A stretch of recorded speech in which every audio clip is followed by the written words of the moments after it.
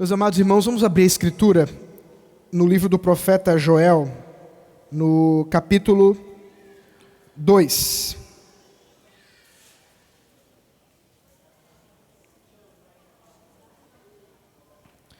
Livro do profeta Joel, no capítulo 2.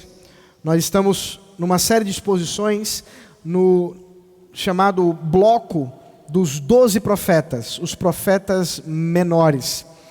Concluímos já o primeiro destes, que foi Oséias, e agora estamos na exposição desse curto livro, que é o livro do profeta Joel. Portanto, abra aí a Escritura, no capítulo 2 do profeta Joel, do livro do profeta Joel, e nós leremos nesta noite, do versículo 1 até o versículo 17. Esteja com seus olhos atentos, seus ouvidos atentos, para aquilo que o Senhor tem reservado ao seu povo nessa noite. Deus está falando com a sua igreja. Esteja atento. Não converse, não mexa no celular, a não ser que seja para ler a Bíblia, mas ouça aquilo que o Senhor diz à igreja. Toquem a trombeta em Sião e deem o alarme no meu santo monte. Que todos os moradores da terra tremam, porque o dia do Senhor está chegando, já está próximo. É dia de trevas e escuridão, dia de nuvens e densas trevas. Como a luz do amanhecer sobre os montes, assim se difunde um povo grande e poderoso, como nunca houve igual desde os tempos antigos, nem haverá outro depois dele pelos anos seguintes, de geração em geração. À frente dele vai fogo devorador, atrás dele vem chamas destruidoras. Diante desse povo a terra é como o jardim do Éden, mas atrás dele fica devastada como um deserto, nada lhe escapa. A sua aparência é como a de cavalos, e como cavaleiros assim correm. Com um estrondo semelhante ao de carros de guerra, eles vêm saltando no alto dos montes, crepitando como chamas de fogo que devoram a palha, como um povo poderoso posto em ordem de combate. Diante deles, os povos tremem, todos os rostos empalidecem, correm como valentes, como homens de guerra, sobem muros, cada um vai no seu caminho e não se desvia da sua fileira. Não empurram uns aos outros, cada um segue o seu rumo. Avançam entre as lanças e não se detêm no seu caminho. Invadem a cidade, correm pelas muralhas, sobem pelas paredes das casas, entram pelas janelas como ladrões. Diante deles, a terra treme e os céus se abalam. O sol e a lua se escurecem e as estrelas deixam de brilhar. O Senhor levanta a voz diante do seu exército, porque o seu arraial é enorme, e quem executa as suas ordens é poderoso. Sim, grande e muito terrível é o dia do Senhor. Quem o poderá suportar? Ainda assim, agora mesmo, diz o Senhor, convertam-se a mim de todo o coração, com jejuns, com choro e com pranto.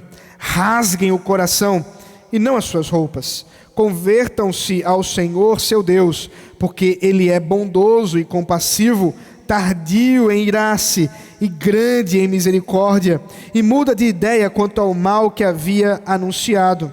Quem sabe se Ele não se voltará e mudará de ideia ao passar deixe uma bênção, para que vocês possam trazer ofertas de cereais e libações ao Senhor seu Deus?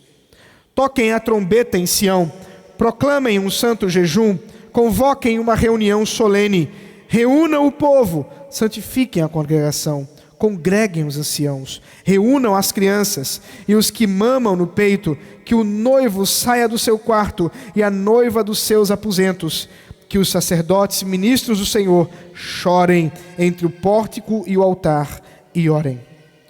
Poupa o teu povo, ó Senhor, e não faças da tua herança um objeto de deboche e de zombaria entre as nações. Porque hão de dizer entre os povos, onde está o Deus deles. Até aqui a palavra do Senhor. Nós vamos orar mais uma vez.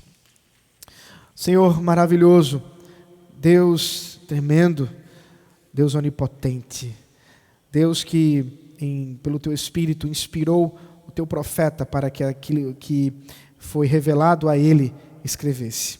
E agora, ó Deus, rogamos que a partir do que está escrito, nós também sejamos edificados, sejamos nutridos pela Tua palavra, mudados por ela, levados e chamados ao arrependimento por ela, para a Tua honra e para a Tua glória, em nome de Jesus Cristo. Amém. Amém. Meus irmãos, em março de 2020, vocês sabem muito bem, se instaurou em nosso país uma pandemia, ou pelo menos foi anunciada essa situação da doença que foi chamada de Covid. Essa doença assustou, trouxe tremores, verdadeira ansiedade a muitas pessoas que se trancaram em suas casas, algumas que ainda hoje estão tanto quanto trancadas. O temor da morte, o temor de que por causa do número exponencial de contaminados, também houvesse um colapso no sistema de saúde. Muitos, inclusive, já diziam, é chegado o dia do Senhor. O Senhor está julgando o mundo. Devemos preparar nosso coração. O que podemos aprender daquilo que aconteceu tão recentemente em nossas vidas, diante do fato de que o dia do Senhor de fato se aproxima? Diante da verdade de que o dia do Senhor se aproxima. Meus irmãos, o profeta Joel escreveu essa profecia que acabamos de ler, e todo o seu livro, provavelmente em um período em que Israel ainda estava em uma situação de equilíbrio. Há uma grande discussão para sabermos exatamente quando que Joel escreve, porque não há informações cronológicas aqui para a gente. Inclusive, o próprio nome de Joel, por ser um nome comum, nós temos uma diversidade de outros personagens com esse mesmo nome, o que também dificulta sabermos quando que o personagem histórico viveu.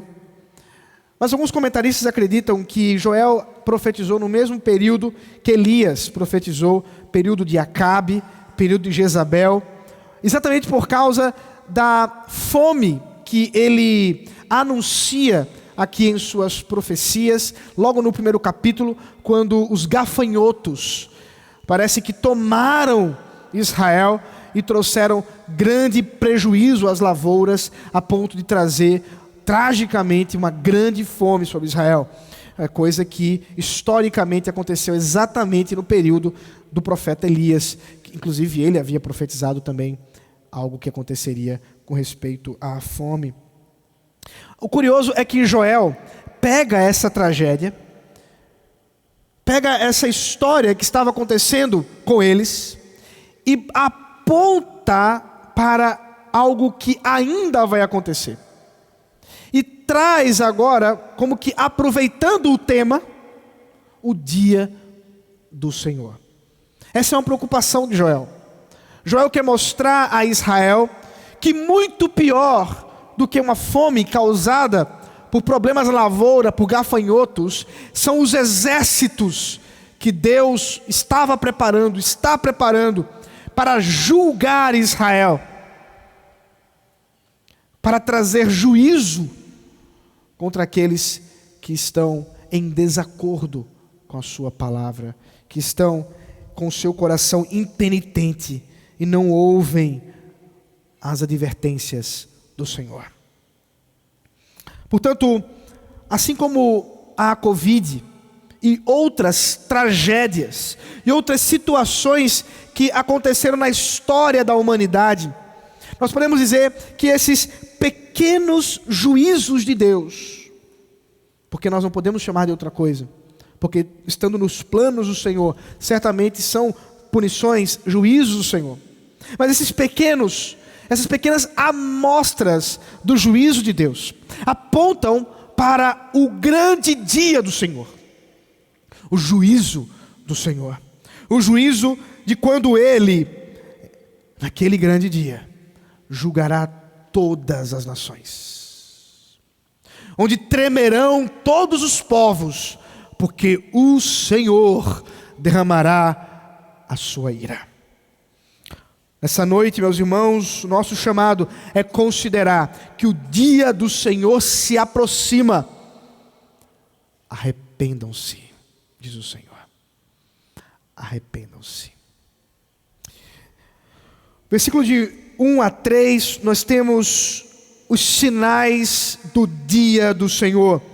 O profeta anuncia, versículo 1, toquem a trombeta em Sião, deem o alarme no seu santo monte, que todos os moradores da terra tremam, porque o dia de Yahvé, o dia do Senhor está chegando, já está próximo. Meus irmãos, quando o Senhor em sua santa vontade vier para julgar essa terra, todo olho verá. Não haverá dúvida do que se trata. Todos saberão que é o Senhor que está julgando a maldade desta terra. Quando o profeta anuncia o chamado para que as trombetas sejam tocadas, é claro que de modo simbólico ele traz essa ideia de trombetas. A palavra hebraica shofar designava chifres de bodes que eram usados, chifres de carneiros que eram usados para fazer os shofars, para fazer essas trombetas, diferente de outras trombetas que eram usadas no culto do tabernáculo e do templo, que eram usadas com prata, mas essas eram feitas com chifres, e esses chifres usados para tocar certos sons que anunciavam e preparavam o povo para alguma coisa, talvez anunciando que era chegado o momento do culto, talvez anunciando que era o momento para desarrumar ali o acampamento, porque eles iriam para outros lugares. E quando estabeleceram-se na terra de Canaã, para estabelecer talvez que povos vizinhos estavam se aproximando para a batalha, coisas que envolviam chamar a atenção do povo. Ali estavam aquelas trombetas para serem usadas. É por isso que os paralelos, por exemplo, que João, na ilha de Patmos, ao escrever Apocalipse, traz exatamente das trombetas, não é algo aleatório. As trombetas que João usa ali como um símbolo, tem tudo a ver com a trombeta que Joel está falando aqui.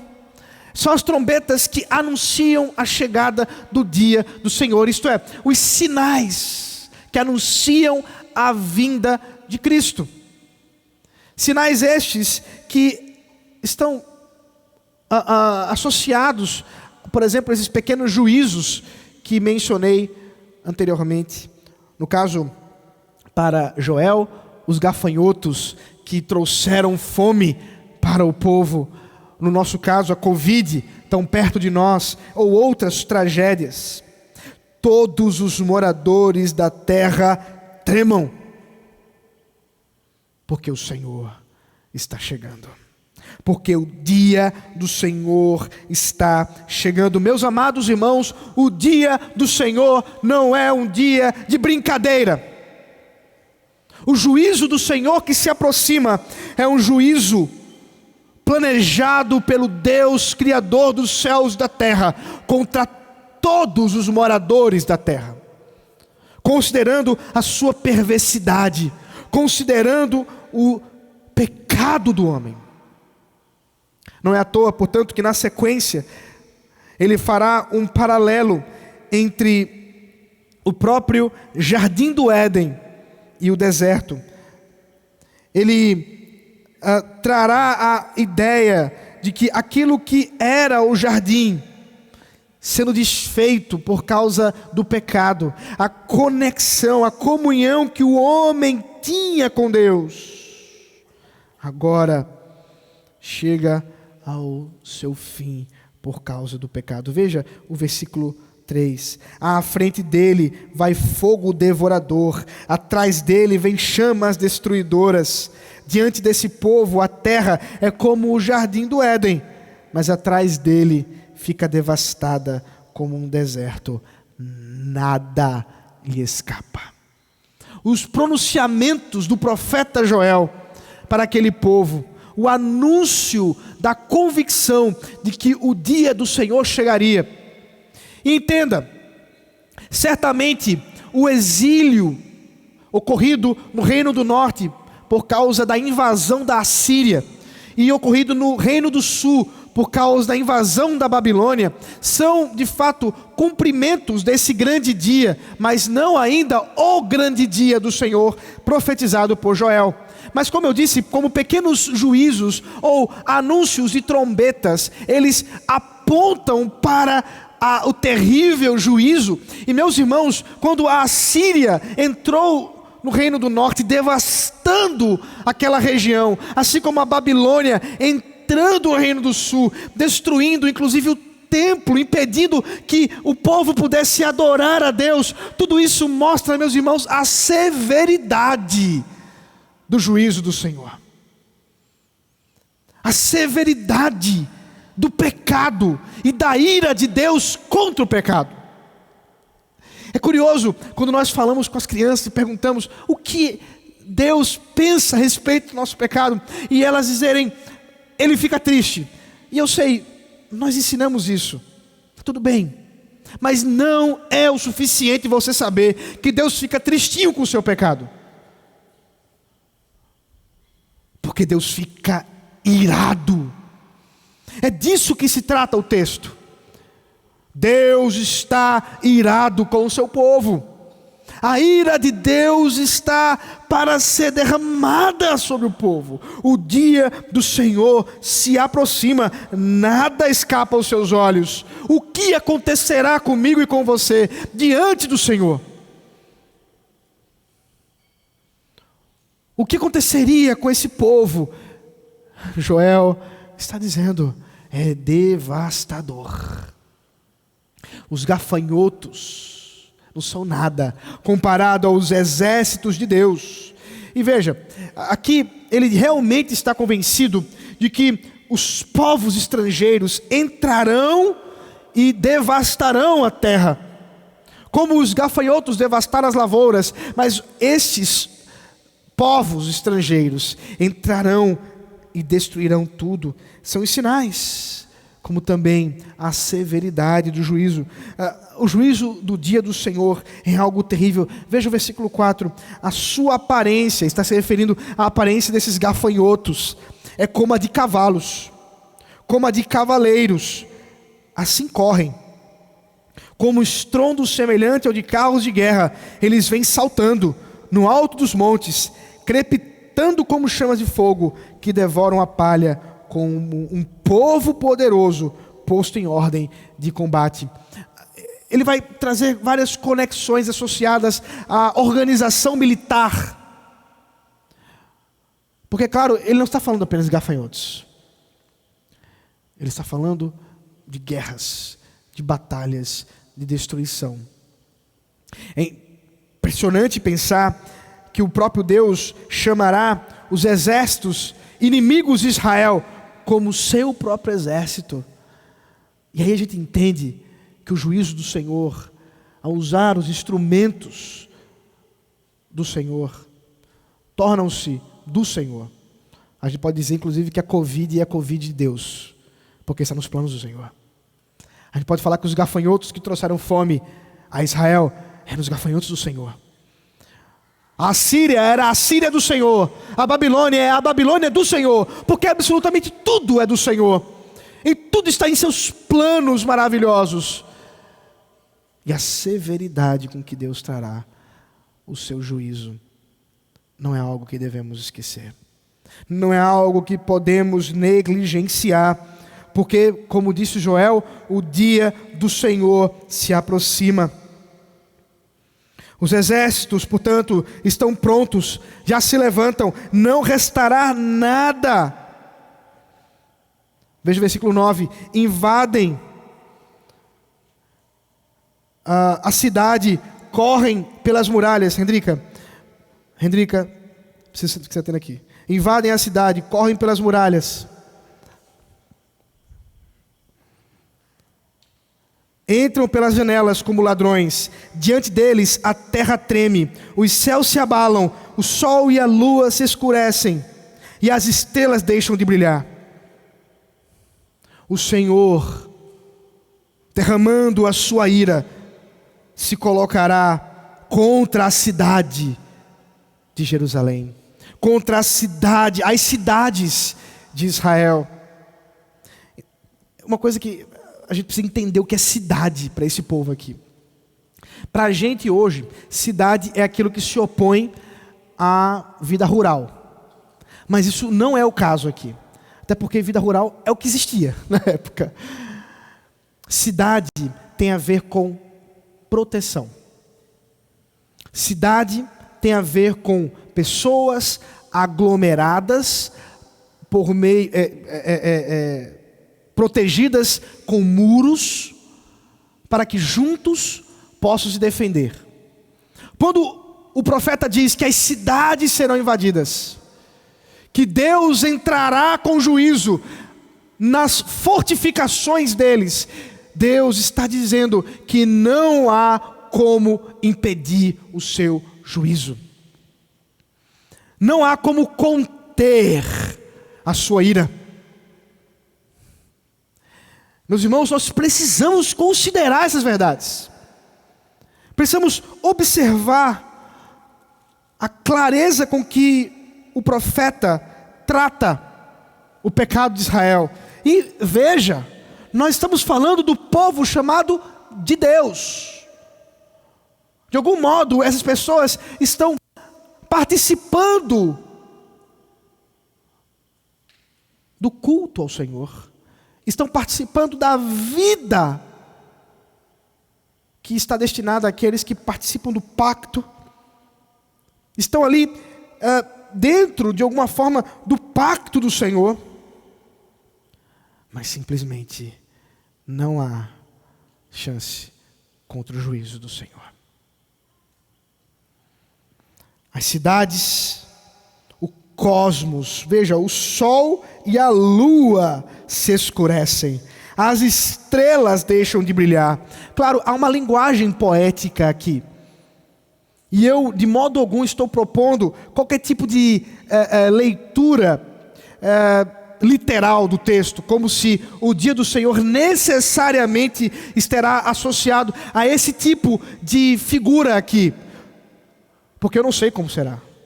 E o profeta Joel está apenas nos mostrando algo assustador, devastador. As estrelas deixando de brilhar. Meus irmãs, as estrelas deixando de brilhar, acabou. Acabou a vida. Não tem mais nada. O Senhor levanta sua voz, diz o verso 11, diante do seu exército. Ele não está falando de Israel, ele está falando dos povos. Porque o seu arraial é enorme, e quem executa as suas ordens é poderoso.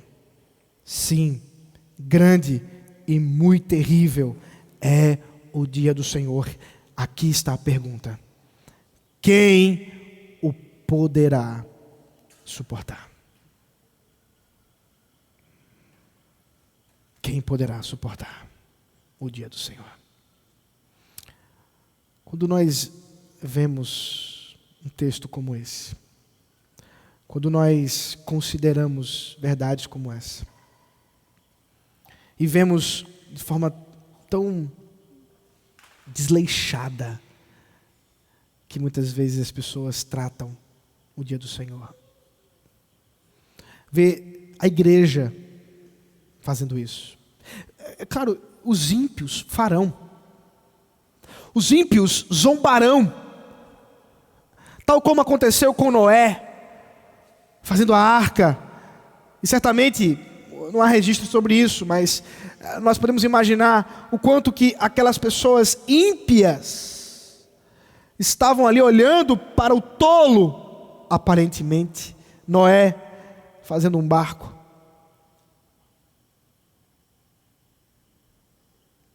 Não é de surpreender, mas e quando a igreja está fazendo isso? Quando pessoas que estão arroladas nos registros de nossas igrejas fazem isso, desprezam o dia do Senhor, se descuidam da seriedade do juízo de Deus contra o pecado. Quem poderá suportar?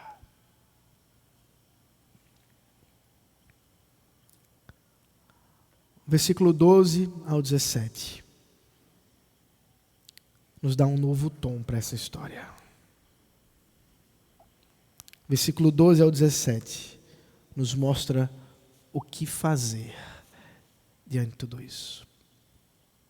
É necessário que nós consideremos que todas as advertências proféticas têm por objetivo o arrependimento. Quando Deus levantava os seus profetas, Ele não estava apenas fazendo com que eles dissessem predições. Profetas não foram chamados por Deus para adivinhação, para futurologia. Não, essa não era a tarefa primordial de um profeta. Todos os profetas do Senhor foram chamados por Ele para chamar o povo ao arrependimento. Outras palavras, chamar o povo para um despertamento, a um avivamento espiritual. Essa profecia não é diferente. Essa profecia trata de um chamado de Deus para o seu povo ser avivado, para o seu povo ser trazido ao arrependimento. Por isso, o verdadeiro Israel, não meramente o... Só um minuto, irmãos.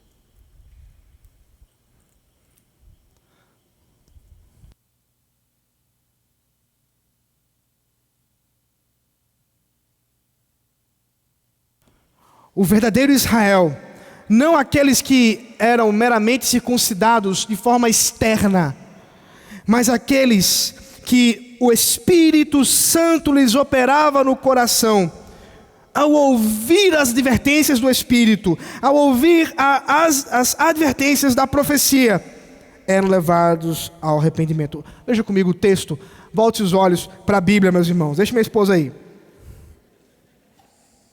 Ainda assim, agora mesmo, versículo 12, diz o Senhor: convertam-se a mim de todo o coração, com jejuns, com choro e com pranto. Rasguem o coração e não as roupas. Convertam-se ao Senhor seu Deus, porque Ele é bondoso e compassivo, tardio em irar-se e grande em misericórdia. Meus irmãos, o que nós temos aqui é uma virada nessa história. Que virada maravilhosa! Eu não poderia ser negligente em não dar os tons escuros da profecia necessários, mas agora nós vemos aonde isso vai levar.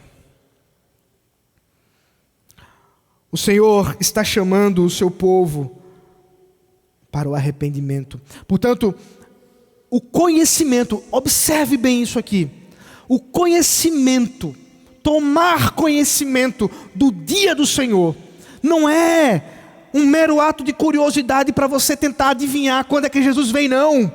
Mas é um ato de advertência para que agora você se arrependa dos seus caminhos, rasgue o seu coração diante do Senhor e viva segundo a sua vontade. humilhado diante do Senhor, sabendo que Ele é misericordioso, ainda que irado com o pecado, a sua misericórdia é maior do que a sua ira.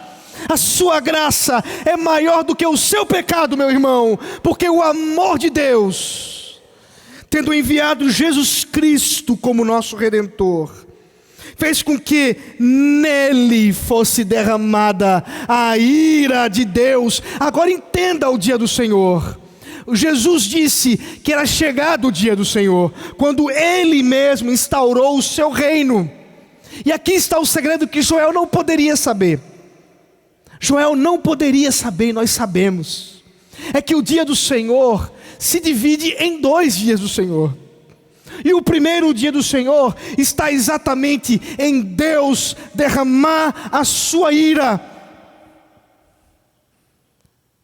em Cristo. Derramar tudo isso que Ele prometeu contra nós, nele.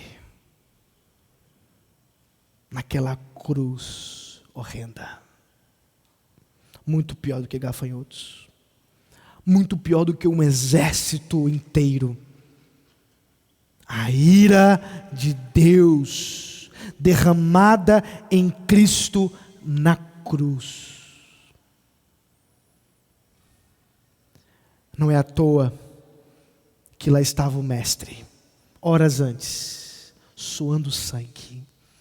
Sua pele, portanto, seus vasos, a pele ensanguentada, clamava dizendo: Pai, afasta de mim este cálice, mas que seja feita a tua vontade. A vontade do Senhor foi feita em Jesus Cristo. E naquela cruz, por causa dos meus pecados, por causa dos seus pecados, das suas mentiras, da minha traição, das suas traições, dos meus erros, dos seus erros. Lá, naquela cruz, Ele levou sobre si a ira de Deus. É a ira do Senhor que foi aplacada naquela cruz. Nós não poderíamos ser salvos de outra maneira. Nós não poderíamos ser redimidos de outra forma, porque o pecado é terrível, meus irmãos. E foi o pecado que levou o nosso Senhor àquela cruz, por amor. Esse é o primeiro dia do Senhor. Esse é o dia do Senhor em que Ele cumpre isso para aqueles que creem. E aí está o ponto. Porque há um outro dia. Há um outro dia. Esse dia está para chegar. Esse dia, a ira do Senhor não será mais derramada em seu Filho. Nesse dia, a ira do Senhor, de fato, eterna, será derramada naqueles que não confiaram no Cristo, tendo recebido a sua ira naquele primeiro dia.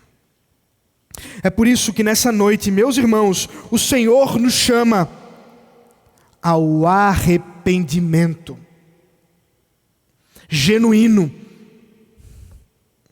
O Senhor nos chama para olharmos para a nossa vida e considerarmos a confiar em Cristo e nos arrepender dos nossos maus caminhos.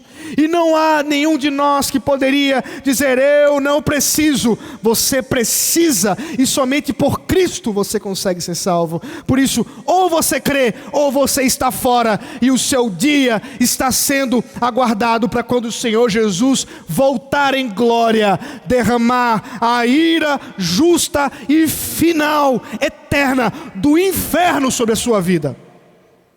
É tudo ou nada. Por isso, o chamado do Senhor é individual. Eu não posso me arrepender por você. Seus pais não podem se arrepender por você. Só você que pode de fato se arrepender dos seus maus caminhos.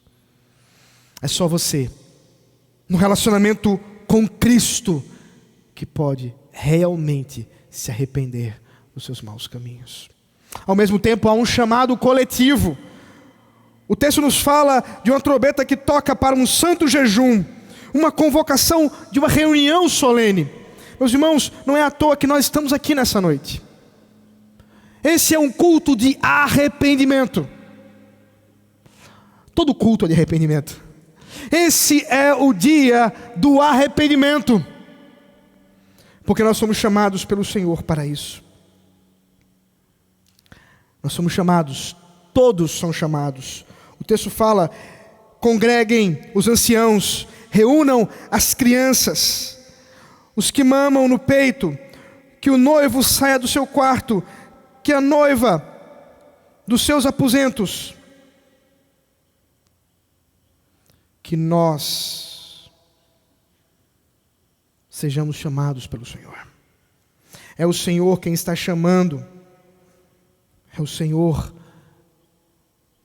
que chama a todos, de todas as idades, para participar desse momento. O texto conclui no verso 17, falando da obra dos sacerdotes. E aqui está o segredo de Cristo. Que os sacerdotes, ministros do Senhor, chorem entre o pórtico e o altar, e orem, e intercedam. Entenda, a função dos sacerdotes era representar o povo de Deus diante de Deus. O povo de Israel não poderia ir até o Senhor por eles mesmos. Eles precisavam de um mediador. E esse era o trabalho do sacerdote. O sacerdote servia como um mediador entre o povo e o próprio Deus. Por isso, a intercessão desses sacerdotes era tão importante. E ele mesmo, o sacerdote, deveria dizer: poupa o teu povo, Senhor, e não faças da tua herança um objeto de deboche e de zombaria entre as nações. Porque hão dizer entre os povos: onde está o Deus deles? A beleza dessa profecia é sabermos que não apenas um qualquer sacerdote fez isso, mas o sacerdote perfeito, o sumo sacerdote Jesus Cristo, intercede por nós todos os dias à destra de Deus Pai, porque Ele, em sua obra, tendo feito o sacrifício perfeito, alcançou para nós redenção perfeita. Por isso não temos o que temer. Tremam os povos, mas o povo do Senhor aguarda a vinda dEle. Porque Ele venceu. Porque Ele nos redime. Isso não significa que o juízo não virá. Virá. Não para nós. Não para o seu povo. Porque nós já fomos julgados e inocentados por causa de Cristo. Justificados, pois, em Cristo Jesus, temos paz com Deus. Essa verdade não pode ser tirada de nós. Essa verdade não pode ser arrancada, porque aquilo que Ele fez é eterno. Meus amados irmãos, pequenos juízos apontam, sem dúvida, para a seriedade do juízo de Deus e do problema do pecado. Nos lembram do chamado que temos para arrepender-nos. Mas também nos lembra da redenção. Nos lembra do amor, da misericórdia, da graça, da cruz de Cristo. Que ainda que enfrentemos outras pandemias, ainda que venham sobre nós males não contados, a morte não é o fim. porque alcançamos redenção em Cristo. O povo de Deus pode se regozijar na salvação em Cristo Jesus. O dia do Senhor se aproxima. Arrependa-se. Vamos orar. Deus maravilhoso, louvado e agradecido seja o teu santo nome, ó Pai. Nessa noite, ó Deus, teu povo aqui reunido, ouve a tua voz, tua palavra, as advertências da seriedade, ó Deus, do nosso pecado. E, ó Deus, nosso clamor não pode ser outro, senão converte-nos a Ti. Que nosso coração, ó Deus, seja voltado para Ti. Traz-nos, ó Deus, arrependimento genuíno.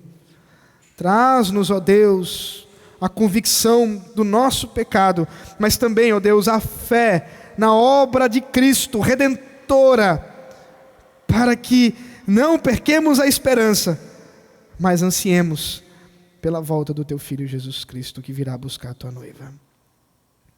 Ó Deus bendito, o dia do Senhor se aproxima. O Teu dia se aproxima. E nós, ó Deus, nos alegramos e desejamos ouvir, ver aquele grande dia. Assim, Senhor, prepara o Teu povo. Aqueles que estão aqui que ainda não se arrependeram, que o seu coração ainda está endurecido, amolece pelo Teu Espírito, ó Deus. Converte os corações nessa noite.